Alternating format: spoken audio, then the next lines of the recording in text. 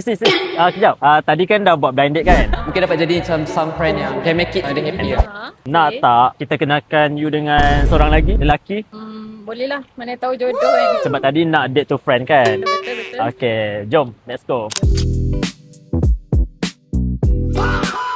Okay, so korang boleh kenalkan diri, nama, tempat tinggal, and sekarang kerja ke study? Okay, nama saya Muhammad Daniel Farhan. Just panggil Daniel. Umur 21. Sekarang study lagi. Duduk dekat Hulu Selangor. Nama I Nurin Edina. And then I duduk Petaling Jaya. Lepas tu I full time student. I study dekat Bangi. Korang suka jenis pasangan yang macam mana? Saya suka yang mudah terhibur. Tak banyak cakap sangat. And then tak kongkong lah. Itulah. I suka lelaki yang matured. And then I suka lelaki yang kelakar.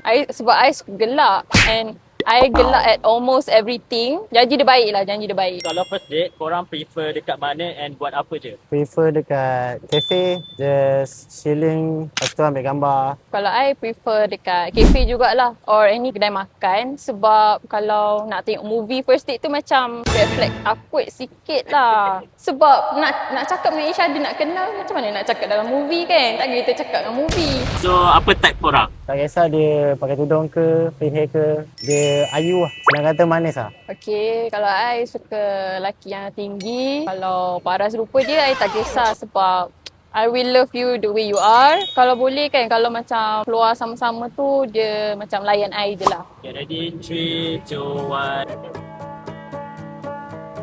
Hai. Hai. Okay, kalau korang rasa korang match, korang exchange je. Kalau korang rasa tak nak, korang keep je. 3, 2, 1, go! Kenapa Okay. dia nak exchange? Sebab I rasa dia lawak juga. Sebab I suka gelak. Nampak macam baik, boleh kenal lagi. Saya nak kenal dia lagi. Thank Thank you, Sis Billy.